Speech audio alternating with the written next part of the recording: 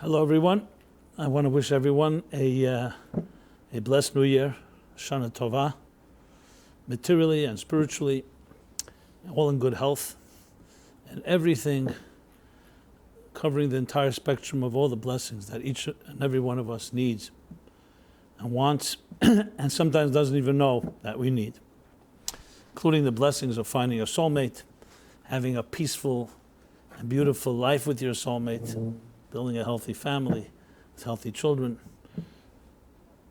livelihood in abundance, and as I said, all in good health and in many good years.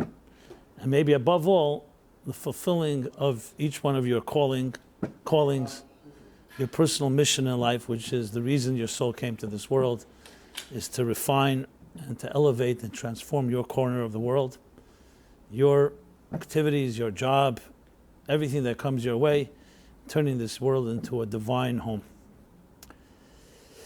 With that, being that Rosh Hashanah is coming next Wednesday night, so dedicated to a Rosh Hashanah high holiday theme, but as I always do, it is also a universal theme, which frankly is for all people, not just Jews, all people, and especially being that Rosh Hashanah is the collective birthday of the human race, because everyone originates from Adam and Eve.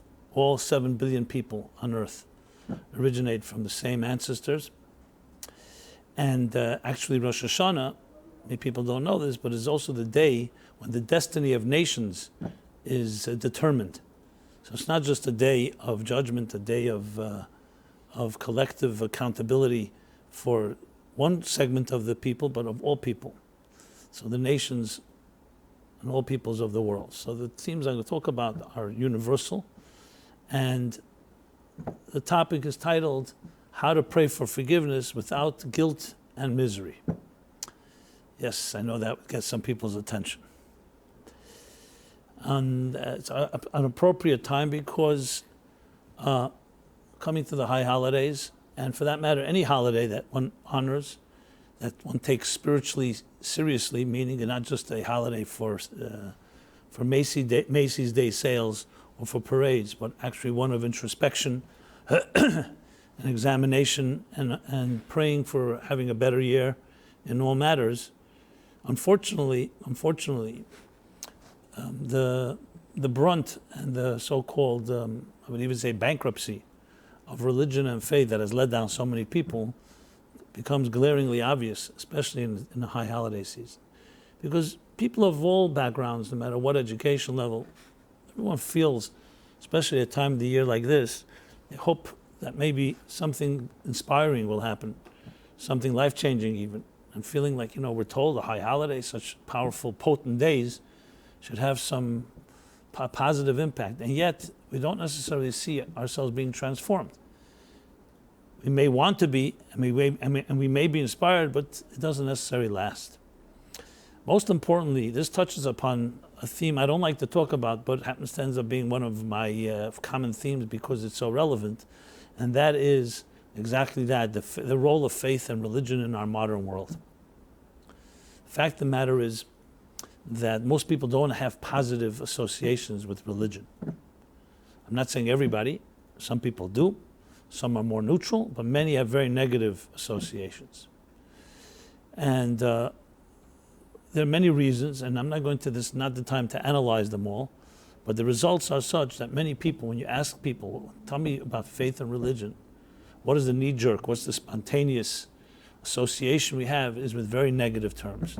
Things like fear, anger, punishment, judgment, condescension, shame, guilt, misery. I mean, these are not words you want to be proud of. Like almost not a positive word. And this is even before you've seen any Woody Allen film. Woody Allen was not the one that created these stereotypes. He perhaps, I would say celebrated them is not the right word. He pronounced them, made them very visible. But so did so many authors, whether it's Philip Roth or other great authors, Jewish authors, in their cynicism and in their so-called exposing the hollow bar mitzvah and bat mitzvah lessons that they took when they were children, and the education they received in the Jewish education. I remember Saul Bellow writing the introduction. Great author Saul Bellow grew up in an Orthodox home in Chicago, I think in Chicago, I'm not positive. But yes, I think so.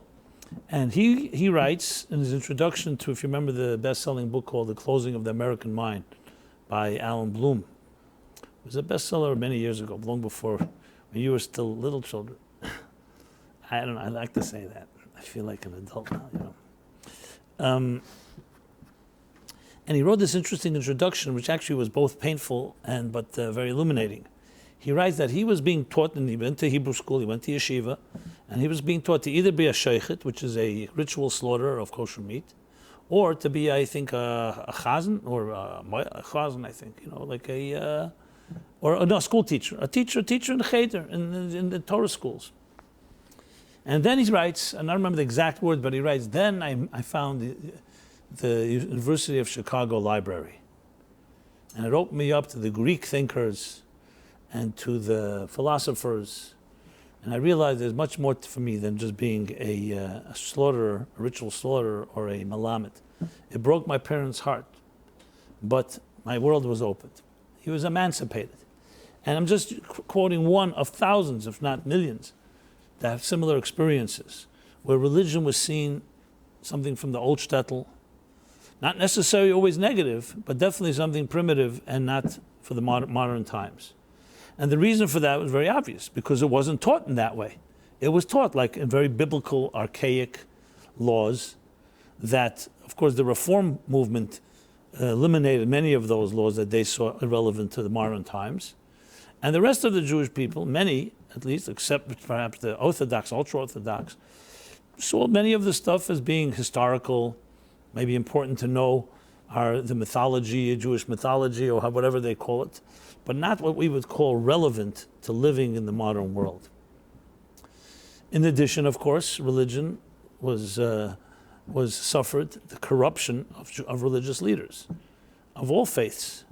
In many ways, when you say the Enlightenment 300 years ago, the Enlightenment was essentially the rebellion of the open inquiry, open-minded scientist, open-minded thinker against the dogma and the closed-minded and rigid and inflexible religious authorities. Galileo is always the classic story told, how he was forced to recant on his scientific discoveries because it offended and went against church teachings. Darwin, how he withheld and repressed his conclusions from his studies at the Galapagos Islands because he thought it would offend and go against his religious upbringing. Evolution versus what he called natural selection versus God creating and changing the way species develop. I still don't know till this day why it can't be that God implanted in the species a wisdom that they should know how to adapt. That I don't really understand, but he felt it was a contradiction. These are just small examples. There are hundreds and hundreds. And yes, you could say a battle was waged from science against religion. That still is very prominent, to the point when you study the Enlightenment, you can understand the modern world in which we live, and many things that we bemoan, the social illnesses of our times, the moral equivalence, the moral relativism, where the lines are constantly being crossed and no one can state what is an absolute right and what is an absolute wrong, all can be traced to this battle against religion.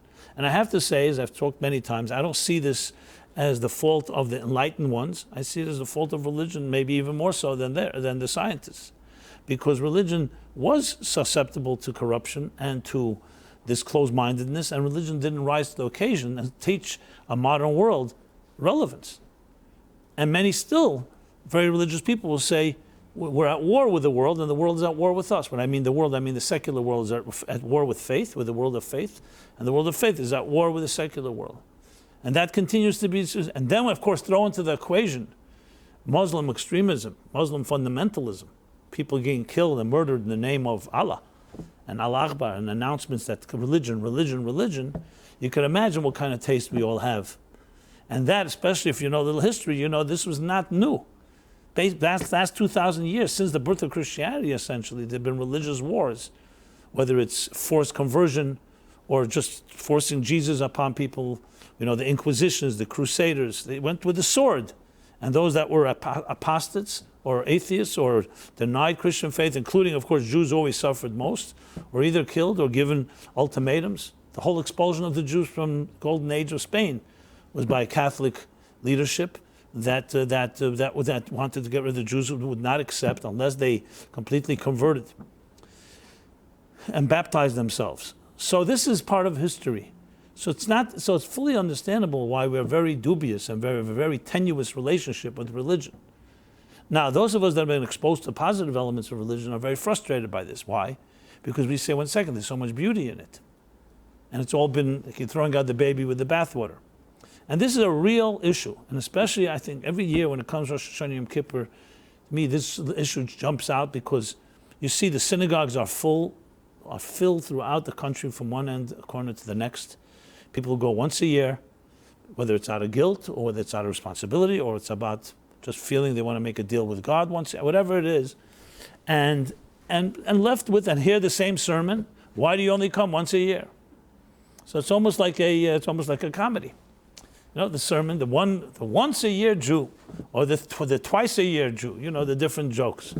Okay, so they make the appeals and they get the money and people, everybody. You know, the point I'm saying is that it's almost like a cycle that repeats itself every year, and it's sad. It would be comical if it wasn't so sad, because the real this is where I'm coming from. Obviously, the real tragedy is not just that religion hasn't risen to the occasion, and not just religion has been so-called hijacked by the so-called fringes that have turned it into something that it really is not.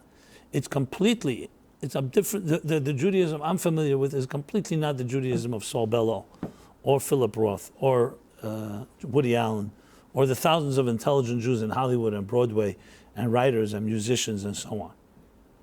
Because if you think about it, you go back to the roots of where Judaism started, and we're talking about Abraham and Isaac and Jacob and Sarah, Rivka, Rachel, Leah, Moses.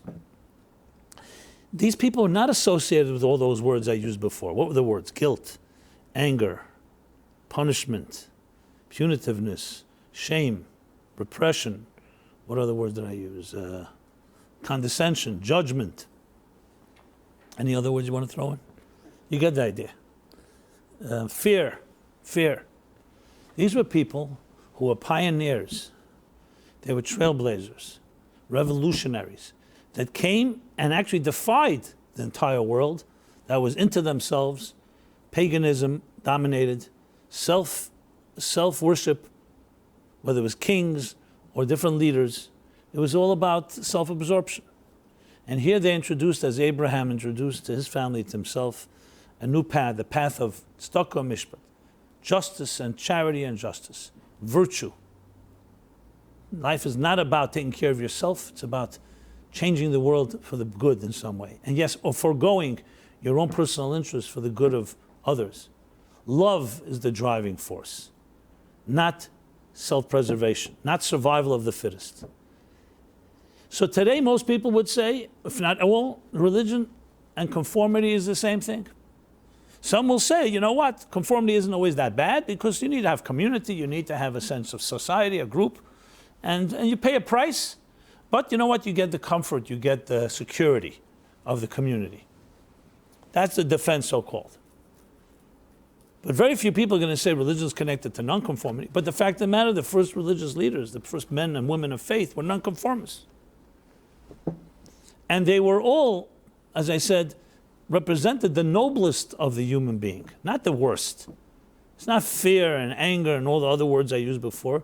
They represent noble virtues, the search for transcendence, to be the best you can be, to illuminate the world around you. All words that have nothing to do with any of these negative associations. So of course the big question, how do we get from there to here? As I said, this is not really the time to analyze it. I analyzed it in the past, but it's clearly a fact. I struggled with this myself, I must say, when I was a teenager, and I grew up in a religious home, in a religious community, and very religious, with all its demands and pressures, and they were intense in yeshiva education, 7 a.m. till 9 p.m. You know, by the time you're 6, 7 years old, you already have, over 12 hours a day in yeshiva. It's intense. Doesn't mean we didn't have fun. Trust me, we had plenty of fun, and we were just as much troublemakers as anyone is. But the standard was high. And I struggled with this question. Is this some type of mind control program? Is this some type of herd mentality, conformity? So when I speak with a hard-earned experience and hard-earned challenges that I challenge my own system with skepticism. What I came to discover is what I'm sharing here, and which is why I sit here every week and teach, and actually why I do what I do with my life. Because I did discover my calling through Judaism. Because I discovered the Judaism that we were presented with is completely false. Maybe completely is a strong word, but a big part of it is not Judaism. So you could say, where did I have the chutzpah, the nerve to say that? Well, it comes from not my own theory. I went back to the books, and I studied it in an unadulterated fashion, untouched and untainted by people who use it for whatever their interests are. Because that, of course, is the biggest question. Let's even people say, okay, I remember a brilliant guy came to this class, and then afterwards he wanted to go out and talk. He was a real skeptic. He said to me, let us even say that God revealed himself to Moses and to the people and gave them the Torah. Are you telling me 3,300 years later, it's the same words of God? How's that possible? No human beings changed anything. They change things right now. If I give you instructions, most people, by the time, ever play the game telephone?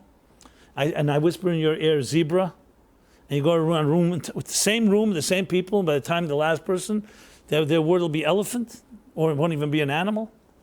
The same room, the same moment, and you can verify it, because that's how it is. Human beings hear what they want to hear, and sometimes not even talking about consciously or deliberately changing. So he said to me, thousands of years, you're telling me this is what God said?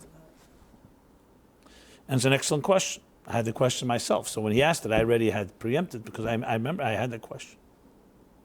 So I said to him, challenged him, I said, listen, if you're ready to say that God gave a mandate to the people, then wasn't God wise enough to understand that maybe human beings will distort it? So, anyone that's smart, even a smart person would know, if I'm going to give instructions to my children, I have to find a way to make sure that those children will say it to the next generation, and it won't get diluted. So that's a good point. So he said, so what did God do? I said, you have to say that God built a certain immune system into the Torah, and for those that will look for it, they will find. It's like, they will find, and they'll be able to discover the things that were distorted or corrupted or adulterated in some way. And this man today is a complete shomer Torah mitzvahs, as good as he can, observant, with a family, with children, with good friends, and he thanks me for that conversation, because he was expecting me to do what all religious people do, start yelling or screaming at him, or telling him how he's he's closed-minded. That's what closed-minded people do. They always tell you you're closed-minded, and I didn't do it deliberately. I did it just because that's who I am. And he was expecting that I would not discuss it with him or validate his question. I totally validated, not because I was trying to validate him, because I myself have these questions. And it was the beginning of his journey. He still has questions. I also have questions. But you come to discover that, one second, if you do indeed accept that God put this world in this place, designed this universe, and did it with purpose, and in some way conveyed that purpose, obviously understood that human beings can be corrupt. Anyone creating the human being can pretty much figure out that we can be corrupt. You don't need to be a rocket scientist to know that. And especially, the story of Adam and Eve, they screwed it up right in the beginning. I don't know if that's the right word to use, but, we're being a little irreverent here. Why not? They'll forgive me. It's their birthday, actually, next Thursday. Right? So talking about them, that's good. They're still on our minds. So God anticipated. So you have to say, one second, so what did God build in to the system? And the answer is, he did build in a system that if you look deep enough and you're honest and sincere and with integrity, you will find the path. That doesn't mean it isn't a minefield. It doesn't mean there are hundreds of reasons to be obstructions. This can be terrible teachers we had in school, abusive people, molesters, I'll say it all. All these things can affect and change a person's entire attitude. I know many people won't even look at religion because they were hurt in the name of religion. So who am I going to go judge them? them, I always say to them, listen, sometimes you have to lose God before you find God. Maybe you have to lose the unhealthy religion you grew up with to find the healthy version. Because I'm not going to invalidate somebody who had a toxic experience. And let's be honest, unhealthy people are going to produce an unhealthy religion. So if you grew up in an unhealthy home, I don't care how observant it is, there's going to be unhealthy elements to the faith and the religion as it was taught. And I see this time and again. I say to myself, okay, so one second. So why do people associate so much with negativity when it comes to things like prayer and forgiveness? And even this title of the class wasn't my title, even though it resonated with me, but title associated, how could you pray for forgiveness without guilt and misery? Why would you assume that you have to have guilt and misery? But people do assume that. I mentioned this statistic many times. I should probably go check it out and get it updated, but it just resonates with me, and I think it's clear. It's a very indicative and very real statistic. I don't know the exact numbers, but something like this: 90% or more of Americans, and probably Western world in general, but let's say Americans, relate to some form of God, faith, spirituality, and only 40%. Again, the numbers may be off a bit, but it's definitely a serious discrepancy from the. Only 40% associate with religion. This is a serious discrepancy. Why? And I think everybody can understand why. Because religion and spirituality are not seen as synonymous. Religion is about laws, rituals, community. And again, I'm saying even the best scenario, that's religion. It's about ritual. It doesn't have the SPI before the word ritual, which makes it spiritual. Whereas spirituality, people are going to associate with free-spiritedness, transcendence. I think more people associate spirituality with music and love and romance and sexuality and even drugs before they'll associate it with religion. How do you like that? Because religion, as I said, is looked at as mechanic rituals. Even the best rituals, community, all that I mentioned before. Spirituality, I'm a spiritual person, I'm not a religious person. Some will even say the more spiritual, the less religious. The more religious, the less spiritual. Which means they're more religious, they're more didactic about the laws, but you're not going to find flexibility, you're not going to find free-spiritedness, you're going to feel lightness of being. You're going to find being heaviness. Now it's serious days, days of awe. You have to tremble before God. Heard that expression? You know how to tremble before God. Okay. So again, I'm not analyzing what brought to this place. It's definitely a combination of factors that go through the history, assimilation, the change of the modern world, science, everything I'd mentioned. But that doesn't mean we're trapped. And I say to myself, okay, so then I went to school. I had people in my class. I see some of them rejected Judaism. Same Judaism I grew up with. Some of them did not. Most did not. But some are very much caught up and trapped in the angry, we'll call the negative experiences. And yet, fine.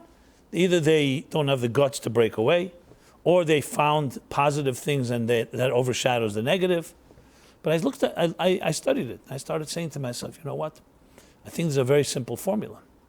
If you grew up in a home that was loving, and Judaism and religion and faith was also presented as loving, that's going to make a major difference than if you grow up in a home that's angry home and a bitter home, and people are insecure and pit one against another and have all the pettiness and the vices of the human condition.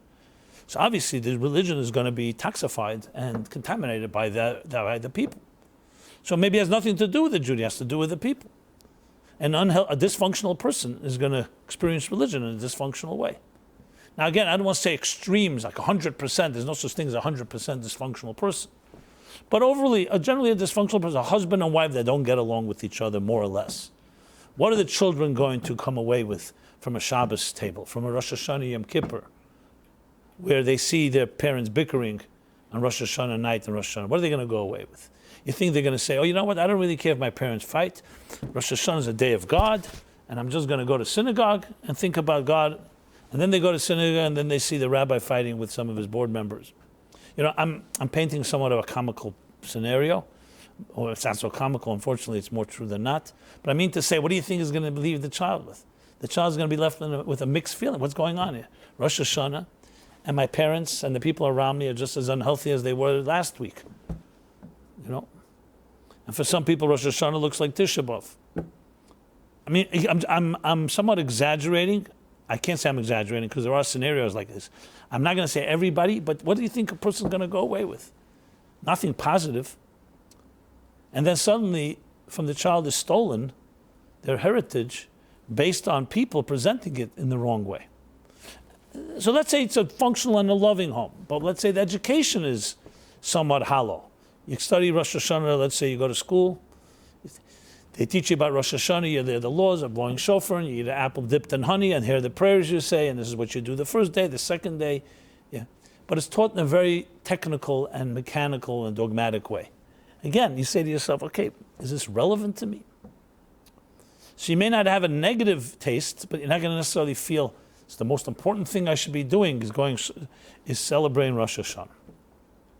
So I'm just pointing out how it's not difficult to imagine how a person can easily, ultimately gravitate to an attitude where, yes, prayer, forgiveness, relationship with God is all about negative stuff. And how many people just feel superstitious? They don't want God to punish them. So you know what? Go Rosh Hashanah. We all have superstitions. People tell me, I have to go to Rosh Hashanah synagogue because it became a thing. If I don't go, I feel I'm going to die that year. The people say that. And we all have this type of shtick. Even we may even laugh at ourselves, but we have this thing like, if you don't do this, who knows what's going to happen? You see baseball players do it. You see everybody has these little rituals that are meaningless. But you feel bad luck. So there's the so then we stoop to the superstition. And I'm not laughing, I'm saying we all have it, I'm sure I have it as well. We have these things, I got to do it. But how rich is that? How fulfilling and wholesome is that type of attitude? Is it destructive? I'm not going to say it's the most destructive thing, but it's not exactly helpful to create a passionate and exciting relationship with these holidays. So at the end of the day, it really comes down to, did you grow up with a positive experience around your faith? And I say faith, I mean Jews for Jews or Christians for Christians, or a positive experience. One where you saw that a person of faith is a healthier person, is a more refined person. I can't tell you how many people have told me, I know many religious people, but they are thieves. They have no problem lying. They may be dressed the garb, and they may keep Shabbos and Rosh Hashanah Yom Kippur and everything precise. But as a mensch, what message does that state? And then if you see a person of faith, you say, wow, this is a person that is my hero. A person that is refined, more refined.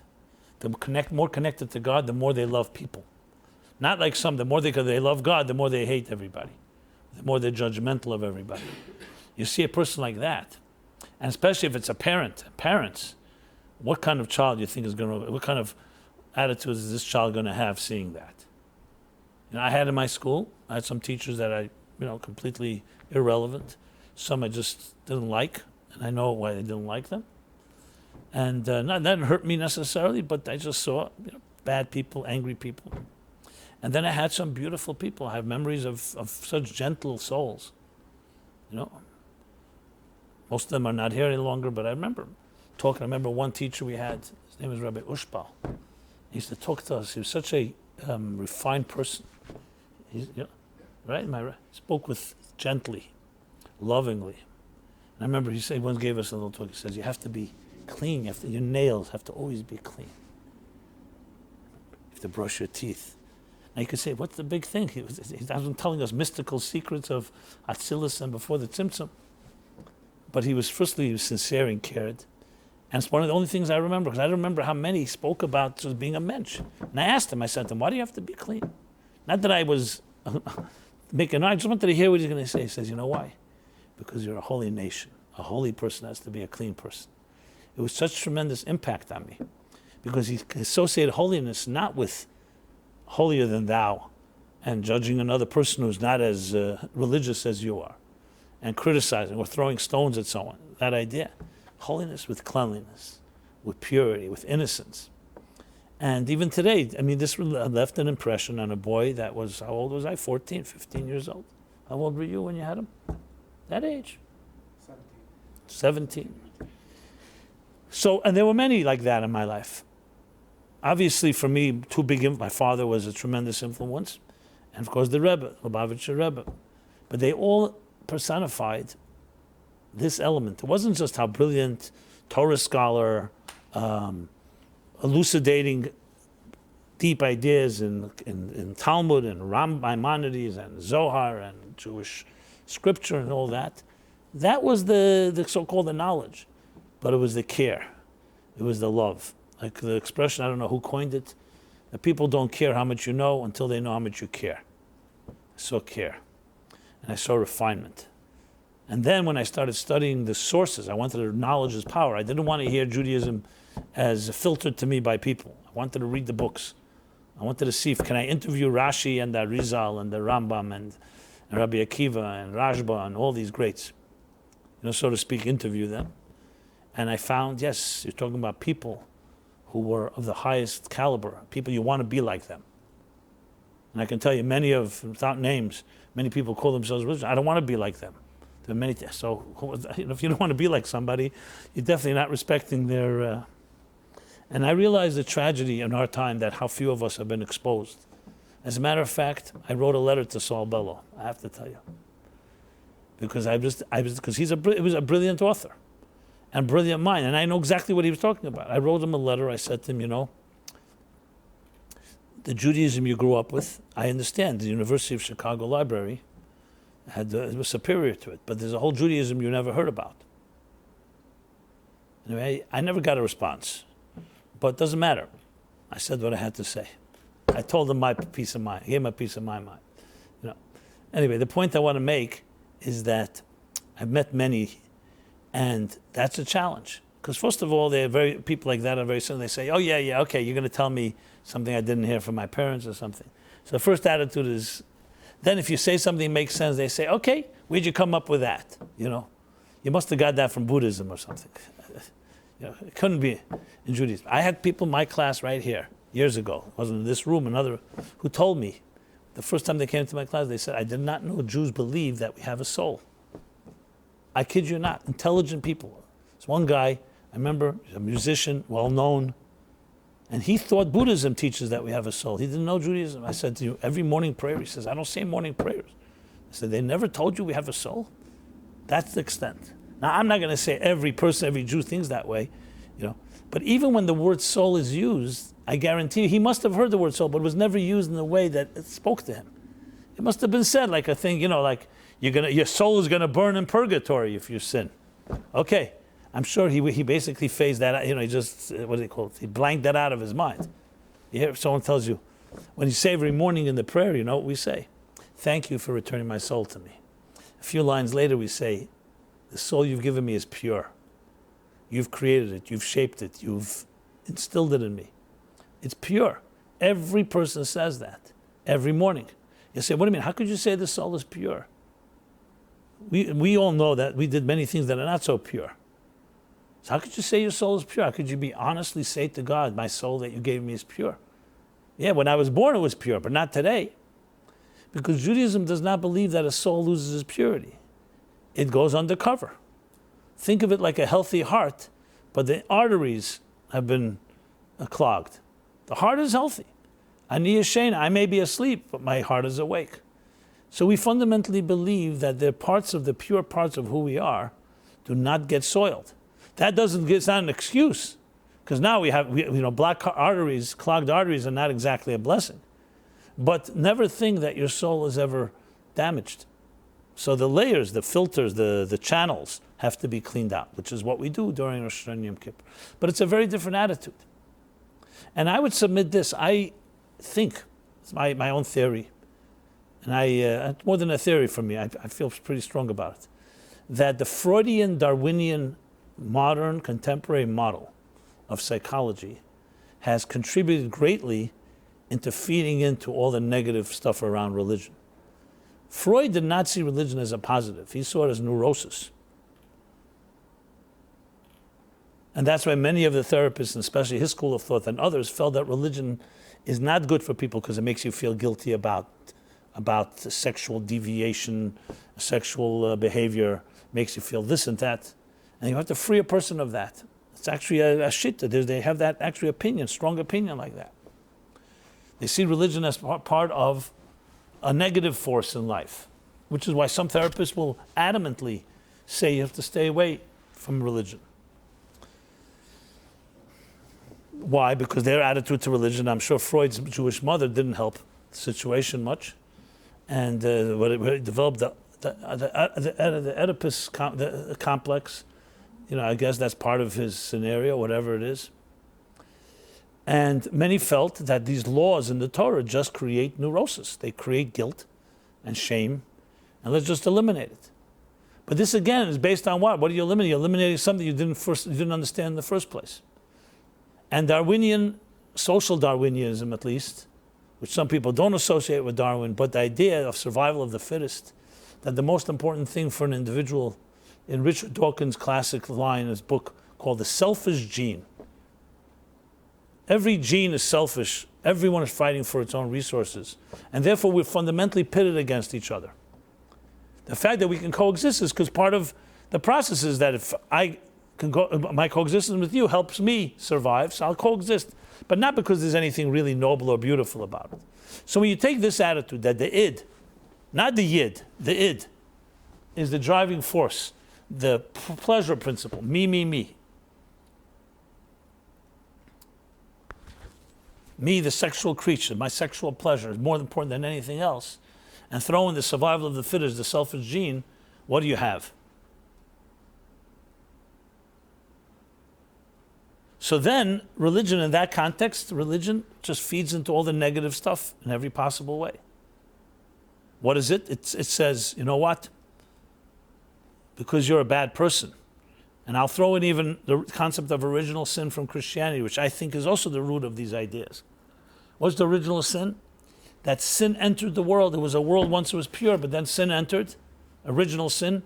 And from then on, human beings are doomed unless they believe in a certain Jew. So what does that message tell you? That we're really bad people who have good qualities, and they come out especially when we need to survive. So I'll be good to you because you'll be good to me. So what kind of attitude are you going to have to religion then? What kind of attitude? A human is a bad person, so the only way to keep them in line is through punishment, through punitive measures, through guilt, and through shame. That's how you keep people in line. I've had people tell this to me, colleagues even, who said to me, what are you talking about? Human beings, if you're not going to keep them under a whip, what do you think they're going to do? They'll gravitate to the lowest common denominator. So then, of course, then religion becomes a stick. And they start seeing everything religion is about. How do you keep people in line?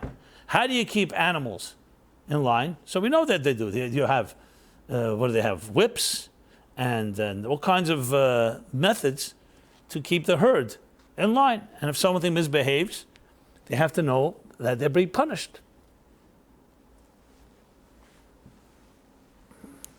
Now, such an attitude becomes a vicious cycle that the whole religion becomes embroiled in this, in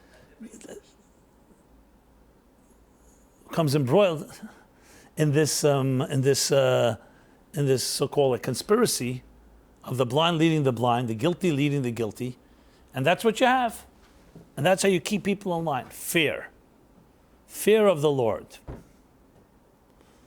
However, if the attitude to a human being is very different, that each of us is created in the divine image.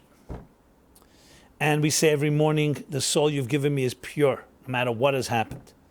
That means our status quo, the default state, is purity, not evil, not original sin. Sin is a cover-up. I'm not saying it's insignificant, but it's not defines the real you. And the real you is not the id, but the yid, the pinta yid, the Y-I-D, the spark of the divine. Then, no. You may need discipline because everyone needs discipline to make sure they understand the consequences of behavior. There's accountability. But your accountability is what? Is to reach a place of higher purity. You're not living up to your destiny. That's what's going on here. It's not because you're a bad person and I'm going to whip you into shape because it's the only way to keep you in line. Now, this isn't just a theory. If you grow up in an environment that this is the attitude, your attitude to Judaism, to Rosh Hashanah Kippur, will be such an attitude. You pray for forgiveness, not with guilt and misery. You pray for forgiveness because it's your father you're speaking to. A father that you know loves you, a mother that you know loves you. Yes, you may have made some big mistakes, and that's why you can feel comfortable to come before that, the loving parent, and say, here's what I did, but I want to apologize. And you know that they're not looking to punish you, they're not looking to wait to strike you with lightning. You know that it's about creating deeper love. When you love someone deeply, and you betrayed them, or in some way you hurt them, violated something, violated trust, you're accountable. That's what a healthy person does. But it's an accountability that may be painful. But you do it because that's going to make the relationship deeper, because you trust the relationship to be one that's going to lead to purity. However, if you feel that you're a bad person, and you feel that the people you have a relationship don't really love you, so of course, what are you going to do? They're going to try to cover up and hide and lie and distort and avoid, because there's nothing. Because there's, and the whole guilt and the shame and all that, the unhealthy shame will consume you. And that is neurosis. Now you'll say, so what happens if I grew up in an environment that was unfortunately the negative, the toxic religious environment? Well, you have to do is you got to start learning that that's not faith, that's not God, that's not religion. It's a false religion. And you got to start being exposed to the real thing. Just like anyone, if you're breathing toxic air for 30 years, it's not going to be that easy to start breathing fresh air, because you're going to start coughing, because you've developed such a high threshold to toxicity that it's like your natural state. So you need to gradually learn that there's another approach. Those of us that grew up in a healthy environment around this will have a very different attitude to Rosh Hashanah Yom Kippur. It will not be driven by neurosis and guilt and so on. Two stories capture this. I mean, there are many stories, but two stories, because the Baal Shem Tov, the founder of the Hasidic movement, whose birthday was just a few days ago, actually last Shabbos, the 18th of Elul. So he taught this message because he saw a broken nation. He saw broken people that were demoralized, firstly by Gullus, by the exile, by the oppression, by poverty, by the expulsions, by the murders, and so on. And also spiritually and psychologically, Judaism was becoming a very didactic, and it became very class-based.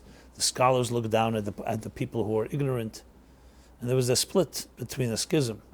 So he came to reintroduce, not introduce, reintroduce so-called the spirit and soul of what Judaism is about. And Rosh Hashanah Yom Kippur was a special important time, because that's when you saw demoralized people. Rosh Hashanah Yom Kippur became a demoralized holiday. You had rabbis would get up in fire and brimstone and spew venom about the sins. You'd have men, women, and children crying in the synagogues because they sinned and sinned and sinned. And you have the stories how the Baal Shem Tov would go to these synagogues and reprimand these rabbis.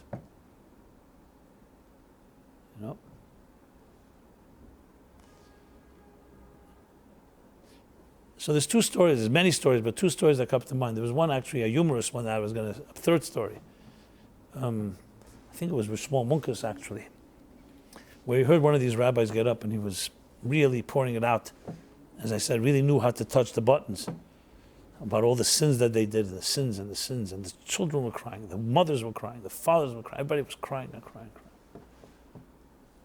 And he was saying to them how everybody here is sinners today, and they're no tzaddikim. And once upon a time, they were righteous people who stood up for a generation, that type of. So I think it was Shmuel Munkus, who was a brilliant chassid and had a good sense of humor. And he came over to the rabbi. He says, "I heard your talk, and I was so impressed with you that I realized it's true. This generation is an orphan generation. We're spiritually devoid, but the ray of hope I have is because there's one man like you, the tzaddik of the generation. And like you said in your talk," and Rav Shmuel Munkus pulled out a knife from his jacket, like you said in your talk, when a tzaddik gives his life for the generation, it redeems us all. And since we're such sinners, and you're such a great tzaddik, I'm going to shecht you right now. Like bring you as an offering to God. And this was like, the guy was like shocked. He has a knife in his hand. He says, what are you talking about? I never said that. He said, yes, you did. You said we're sinners. Essentially suggesting you're the tzaddik. And a tzaddik has to be brought as an offering to God, and we will all be redeemed for Rosh Hashanah. He says, are you crazy or something? He says, no, I'm very serious. Anyway, as he's taking the man seriously, he says, you know something? I'm not such a big tzaddik. He says, what do you mean? I heard you speak. The way you spoke, it sounded like you're perfect, and we're all animals. We're all sinners. So I'm not such a big tzaddik. He says, listen, I'm going to shecht you right now because I think you are. And the more he did it, the more he started saying, I'm not such a big tzaddik. I'll tell you what I did yesterday, what I did 2 days ago, what I did 3 days ago. You get the point. Finally, he admitted that he's not such a big tzaddik, so he says, you're right, okay, I can't, it's not going to help. You're a sinner just like all of us. But the stories I wanted to tell, this was just came to me this last minute. Don't try this, by the way. It was, in your, they have these ads. Don't try this at home, okay? That was just meant to be So 2 stories. One is a slichus, Shabbos slichus story, this Shabbos. So we know this Shabbos, Saturday night, midnight, 1 a.m. People gather. It's like the opening of the Rosh Hashanah prayers.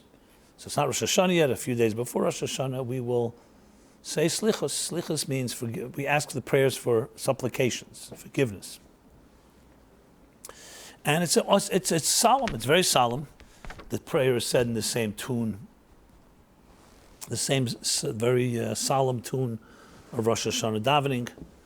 And it's a serious. You start feeling the seriousness of Rosh Hashanah coming. 2 students of the Baal Shem Tov once asked him, it was coming Shabbos Slichus, it's called Shabbos Slichus. Shabbos before Rosh Hashanah. Sometimes it's a week before, depending on Rosh Hashanah, but this year it's like right before. And said to the Baal Shem Tov, how do we do Slichus properly?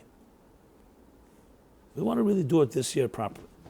So the Baal Shem Tov gave some thought to it. He said to them, go to this and this town, this and this inn, stay there for Shabbos. And then nice Shabbos Slichas, you'll learn from the innkeeper how to do Slichas properly. Okay, Baal Shem Tov had this inside information. So that's what they did. They booked a room in this inn for Shabbos. No problem. A very nice innkeeper, a Jewish God-fearing man, his wife, a few children. Okay, and they were very excited. They spent Shabbos there, had a Shabbos meal. Saturday night, as the custom, comes midnight time, Mitzvah Menucha, which is the beginning, how we begin the Slichas. They all go to synagogue, and they're keeping their eyes open. They want to see how he's going to say Slichas. And they see, he's a very fine Jew, very committed Jew, but nothing that jumped out or stood out. They said Slichas, and they went back to their rooms. Everyone went to sleep. It's now 3 o'clock in the morning. And they said, listen, the Baal Shem Tov sent us around a little later, before the break of dawn, like 4 or 5 in the morning, they suddenly hear rustling in the lobby. I don't know if it was a lobby. It wasn't a lobby of a hotel like we know today. It was an inn. But in the front foyer, the front room, there was some rustling. They peek out, and they see the innkeeper woke up early, and he's in his little office, and they could look at, they see. And they see him climbing up to a shelf, an upper shelf, a higher shelf in his room, and he pulls down 2 ledgers. These like 2 ledgers. They say, strange. 4 or 5 in the morning, what's he doing? He's making business accounting here. It's a little strange time. Okay, he opens up ledger number 1 and begins to read. And what is he reading? He's reading all the iniquities, all the sins that he did that year. He starts saying that one Wednesday morning I came to synagogue late. There was one Shabbos I slept a little in. Another week I was not so nice to my wife. I was harsh with the children. You can imagine the big sins of this simple Jew. But that's what he did. He's reading his accounting for his shortcomings. Okay, ledger number 2. He opens up ledger number 2, and he begins to read, and here he says to God, listen, here are the things that you did to me, that I asked for, you never fulfilled. We had a cow that was giving some milk. We had a little extra income so I could buy nice clothing for my wife, send my children to school, have a nice Shabbos. And what do? You made the cow die in the middle of the year. Number 2, my wife got sick for a few weeks. No reason at all. You could have kept her healthy. And he went through the things that so-called he wanted God to do and God didn't fulfill. He has both ledgers open. These Hasidim are sitting and peeking through the door, and they can't believe what they see. And he's like completely sincere. No, he doesn't know anyone's watching him. And then he turns his eyes to heaven and says to God, listen, I wasn't perfect, and you weren't perfect. I didn't do everything you wanted me to do, and you didn't do everything I want you to do. But we love each other. So let's call it even, and we'll start a fresh year, clean slate, both of us. And we're both going to do the best we can.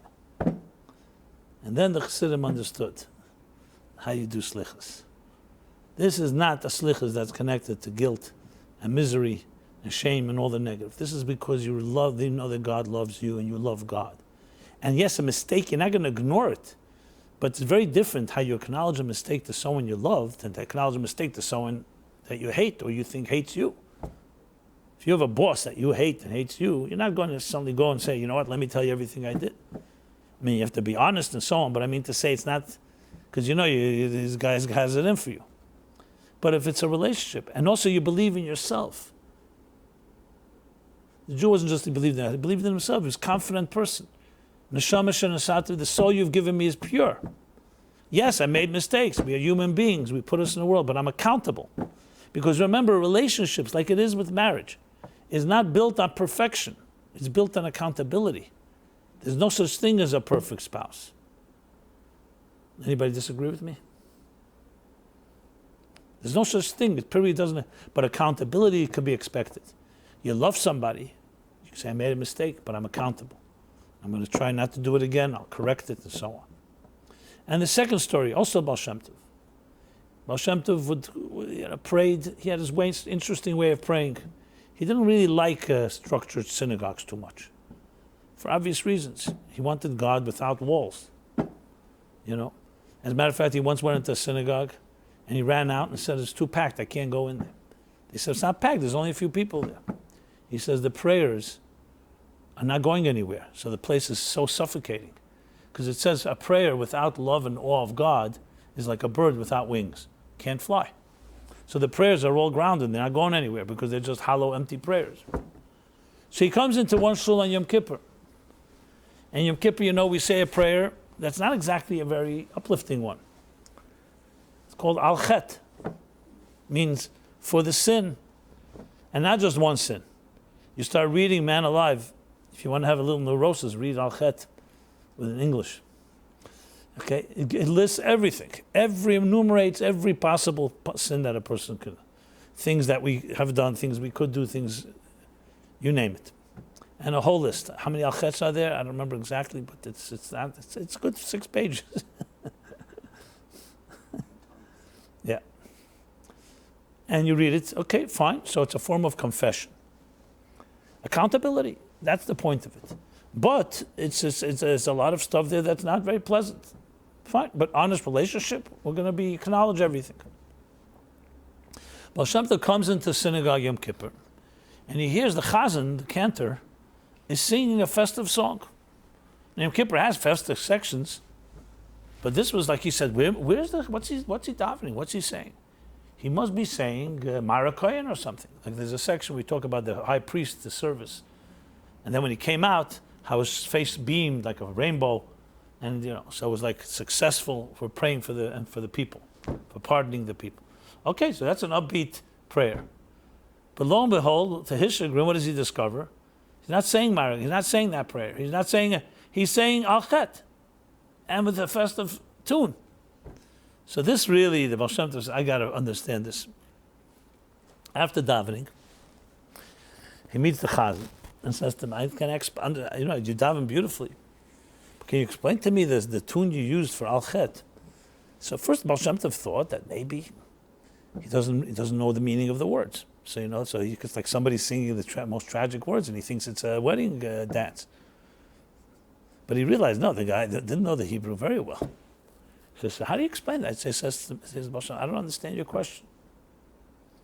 In the palace of the king, in Kippur, we're in the palace of the king. In the palace of the king, there are all kinds of functions. There are people who bring the mail in and take the mail out. There are people who serve the king. I know in Kippur we don't eat, but fine. There are people who run the military. There are people who administrate the finance department. He says, me, the chazan, I'll tell you what my role is in the palace. My role is I am the janitor. I sweep up. It's a beautiful palace. Dust gathers. Someone needs to clean it up. So I go and clean it. Al Chet was the way I cleaned the thing. So what do you think I do when I clean the king's palace? I sing a happy tune. The honor I have is to beautify the palace, that it should live up to its grandeur. So how does he see Al Chet? Not as all these negative sins. He saw it as the realities of life, that you need to clean up the dust to make the palace beautiful. His focus was on the beauty, not on the dirt. You see people, sadly, whenever there's a situation, you know what they always zero in? The problem. They're the first to show the critique. Look at that. And even when you do something nice, you can expect some spouses always talk about their spouse that way. I really did everything possible. So what did my wife find? Right away, that one thing I didn't do right. What about the 99 I did? Or it could be the other way around. There are people who, and I would say it's based on their own self-issues, their own issues. They're critical people, they're critical of themselves. Then there are people, when they look at something, they see the beauty of it. Then they say, you know what, it's beautiful, but if I fix this thing, it'll be even more beautiful. It's a very different way of looking at yourself, at others, at God, at faith. That is, my friends, the difference. So when you enter Rosh Hashanah Kippur, you say, you know what, I'm entering into the palace with my beloved father and mother, my beloved king, my beloved spouse. All these names, by the way, are used for God. Sometimes God's considered a spouse, sometimes a father, sometimes a mother, sometimes a king, sometimes all the different expressions we use. And I'm coming to like a rendezvous with someone I know loves me, but I did things that weren't so good. So what's the approach? The approach is I'm looking for the beauty, but to have beauty, I got to clean out the dust. I'm not going to bring beautiful furniture into a new room in a new year when I haven't done a little cleaning. Would you invite a special guest to your home and not do a little cleaning job before? Not because you're focusing on the dirt, but because you're focusing on the beauty. The more beautiful, the cleaner you want. You ever see how healthy parents prepare their home, their bedroom, the bed for a newborn child? What do? You clean, you buy new garments, you get rid of anything that's toxic. You're welcoming in a beautiful soul in this world. You're going to create the most beautiful. You say, 1 second. Some people say, I don't want to have children because the world is such a hostile place. But the world can also be a beautiful place. So it all comes down to what we look at and what we see. If a person wants to list all the reasons to be unhappy, it's not a difficult thing to do. We live in a difficult life. Life has many challenges. I guarantee you, if each of you had to list all the bad things, it wouldn't be that difficult to do. That's not an innovation. What is really powerful to do is, despite the fact there are challenges, there's also another list. There's no one that's listening. I mean, I can't say no one, but whoever's listening right now to this class, most likely is probably breathing without a machine. Thank God. Do we recognize that? A healthy person breathes in and out 18 times a minute. Until we don't see someone struggling for breath, healthy, I said. The rest, I think it's a little less. A little more? Which way would it be? One way or the other. You want to time yourself? In regular pace. It doesn't matter. It's definitely a few times, right? Every breath. Kol neshama tahalaka, the last verse in the 150th Psalm of King David. Every soul praises God. And the Medrash says neshama also comes from the word neshima. Breath, neshama, pronounced neshima. And it's quite deliberate, because what is a soul? Vayipach ba'apav nishmas chayim. God breathed his breath, divine breath, into us. You have divine breath right now coming through your nostrils and through your mouth almost 18 times a minute. Chay. Something like that. Give or take. A child that probably breathes it perfectly symmetrical without the toxins. And how many other things? So divine breath. However, it happens so often, we don't even pay attention. Who's the last time you paid attention? Every breath, the Medrash says, you thank God. Kol neshima neshima. So long before the Police made this song popular, every breath you take and every step you make and all that stuff, this is Medrash Tehillim thousands of years ago. Straight plagiarism, as so many other things. But who's suing? It's fine. They made it popular. So it's an attitude of recognizing the blessings, and not just appreciating, but realizing that what is the default state is the beauty. And that the soul came from a beautiful place. It came to a dark world, often a hostile world, to beautify this place. And that's why he's singing. But most people say Al-Chet, the attitude is the exact opposite. Oh boy, I always knew I was such a bad person. Now I'm just confirming it. And this guy is singing, this chazan. Why? Because to him, there's dust to be cleaned up. Look at the different attitude. Now, all of us can change attitude. It's just we've been wired a certain way. We've been programmed a certain way. Whatever the forces, and that maybe is itself the tshuva we have to do. To perhaps reclaim the healthy and true faith. May the true God rise, and not the false gods that we worship, and the false distorted views of what God expects of us and how he expects. And I say again, I am not suggesting for one moment that we are overlooking and we ignore a mistake we made.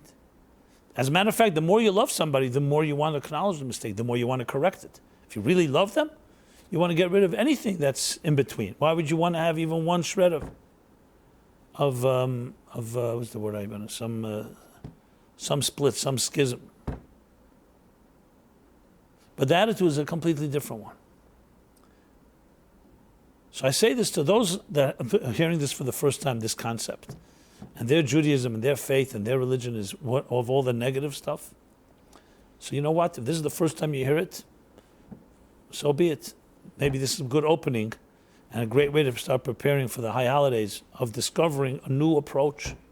Maybe it has to be a new approach. You're not going to synagogue. You're not going to the high holidays to feel guilty and to face the hangman, day of judgment, because as we announce who's going to die. It's true, we say that, because the destiny of people is determined.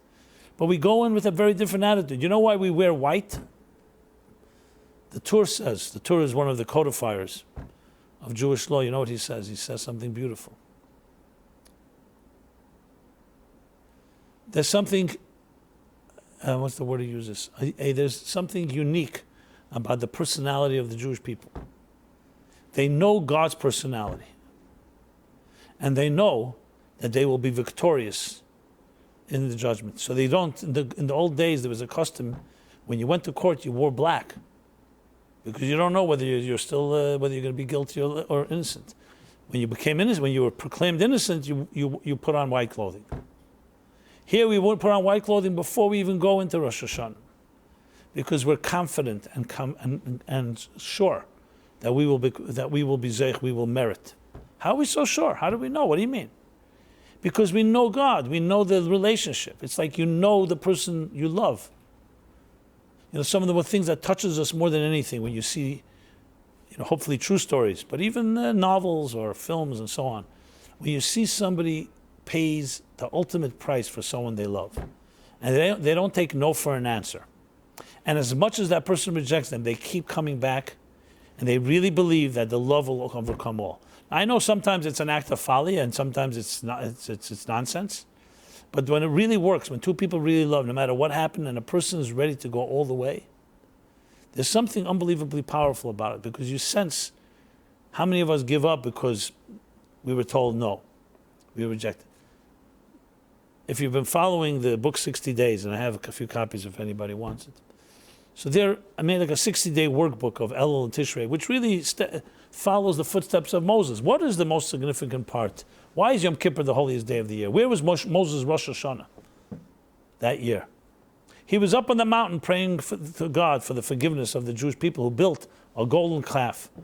39 days from the day they heard, don't build false gods, don't worship false gods, graven images. There you go, gold, calf. So you could have made, this was not a small sin. First of all, it was absolutely deliberate. It wasn't an accident. They didn't know, they didn't understand. No, it was very clear. Second of all, it's the cardinal sin. Literally total, if you want to call it, divine form of adultery. Total betrayal, infidelity. Here's one God, and they decided, a golden calf. It's almost unforgivable sin. As a matter of fact, you're supposed to die before you worship an idol. And yet Moses marches back up on the mountain and says to God, they did a grave sin. But God said to him, I reject them, go build another nation. You didn't do it, you I trust, I don't trust. And God was right in a way. You know, what he didn't do it. They betrayed God. God had nothing to do with it. And yet Moses does not take no for an answer. And for 40 days he prays, and God does not yield, does not accept his prayers.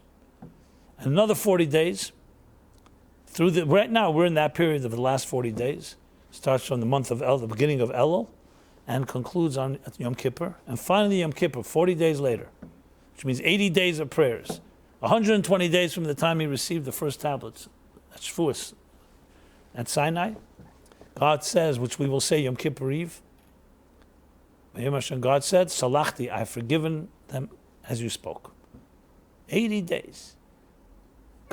Moses would not take no for an answer. He broke the tablets. Unbelievable, to break God's tablets, because he wanted to save the Jewish people. He said to God, erase my name from your book if you're going to destroy them. I mean, the sacrifice of a man who wasn't even part of it, he wasn't complicit. But what he gained was essentially the birth of hope and forgiveness. But he knew something. He knew that God really loves these people, and he knows the people love God. Yes, they severed their relationship in a very serious way, the Jews. But he knew if he digs and digs and digs, and he does not give up, he will finally, so-called, melt God's heart.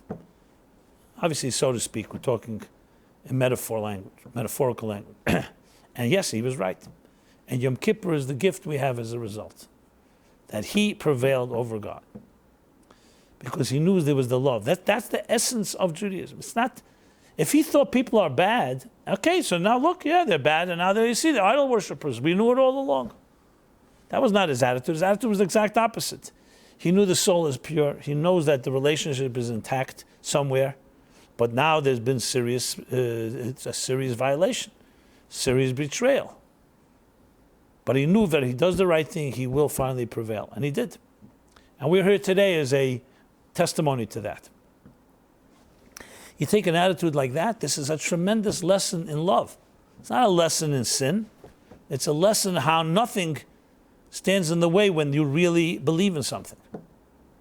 Again, they're not off the hook. This doesn't mean you can go do whatever you like and say, you know what, God loves me anyway, so no matter what I do, who cares? That's obviously not what we're discussing. Because that would be betraying it even more, betraying the love by saying, you know, I'm going to use that love to do whatever I want. That's obviously not the goal here. We're talking about after the fact. So you go with such an attitude, I don't know, to me, then the high holidays are such a powerful force of like saying nothing is impossible. There's no such thing as I'm damaged goods. There's no such thing as my life is a mess because my past hasn't worked out. Everything is possible. Every door can be open, but you have to believe in it, and you have to be ready to fight for it. And you have to be ready to recognize that beauty and love is more powerful than all the darkness. Moses knew that. How he had that, I mean, that's what made him Moses. A man can stand 80 days and argue with God. You know what? Frankly, if God kept saying no, I don't think he'd still be there. He wouldn't have left. It's very clear. Even his 515 prayers to go into Israel, it was only when God finally told him, basically, stop. And even then, I think the Rebbe suggests somebody that he continued in some way. That's what people who believe in something, they don't accept no for an answer. This is such a life-affirming and upbeat message. I wish everybody recognized that.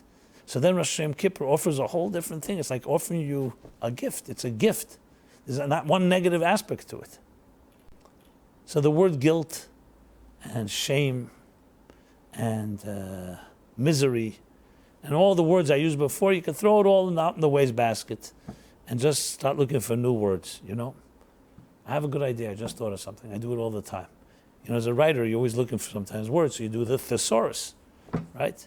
So you write love, thesaurus, you get all kinds of words for love. But that's a synonym. There's also an antonym. So here's an exercise. I just came up with this brilliant idea. All the negative associations you have with whatever it is in your life, your faith, your religion, in general, you're negative. Why don't you type it in the thesaurus, but search for the antonyms, and then replace your list of words with the opposites. Hey, there you go. Look, I'm not suggesting it's only going to make you a positive person, but it's a good exercise to at least remind you, that there's another word for every one of your words. There's an opposite. There's the alter ego. There is I don't want to say Christ and Antichrist. That's not the right word. But there's you get the idea. It's like parallel universes. There's the positive for every negative. So I hope we can adapt some of these ideas and turn it into really a method of entering, as we are now, what day are we now? Ches was Shabbos. The 22nd of Elul, which is literally, you're talking about 8 days from Rosh Hashanah. 7 days. Next week, Wednesday night. So it's a week. So you have a week. 30 days obviously is more time, the whole month, but a week is also nice. A week to maybe work on, this is a real job, to work on rewiring some stuff. Those of us that have the real negative, to maybe start introducing a few positives. It's only a service to yourself. I know some people are going to be very obstinate because sometimes when I tell somebody a compliment, they say, stop giving me compliments, tell me how bad I am. I say, you know how bad you are. You don't need me to remind you. You keep reminding yourself every day. Maybe you need someone to tell you something good about you. I mean, I'm not kidding. Some people will say that to you. They say, okay, I heard the things, but let's deal with the reality. Now, it seems almost unnatural. Most of us like to think that we're good people. Why would we think we're bad people? You ever think about that? It doesn't seem natural. The reason is because somebody brainwashed you to convince you, and experiences in life that invalidated you made you think that you're not worthy.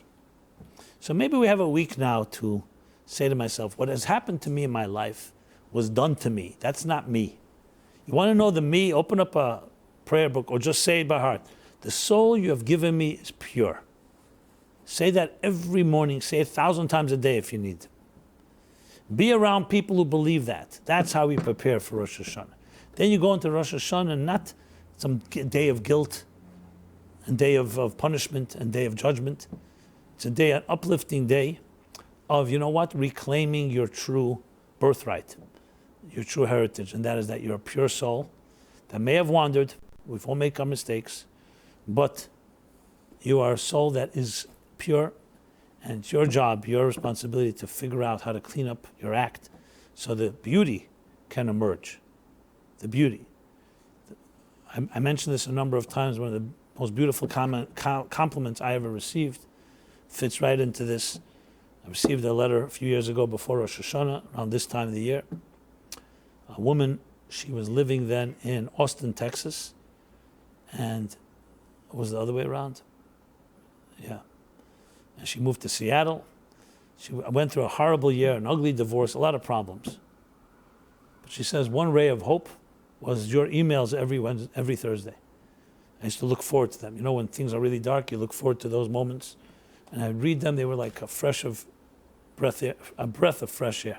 I said a fresher breath air. Okay. And I just wanted to thank you. She said, I'm a sculptor by, it's giving me hope, give me like a life raft, some type of something to hold on to. She says, I'm a sculptor by profession, and I want to say to you what Michelangelo said when they asked him how does he carve those beautiful angels in the marble. So he said, I see the angels trapped in the marble, and I carved and set them free. So she wrote to me, thank you for setting my angels free. That is the essence of this. You know, Michelangelo was studied with Kabbalists, with legitimate Kabbalists, and with Jewish scholars. He himself was not Jewish, but he lived in Florence. And if you look at the history, he was around many Jews. His name, Michelangelo, what do you need more? The angel Michal is the angel of the Jewish people. The guardian angel, protecting it. But regardless, but the theme is essentially, we are all angels at our core. We all have beautiful musical notes. We have a beautiful flowers. But it gets trapped in marble, in concrete, and other substances. So the goal here is not to create it, not to go buy it, not to go acquire it.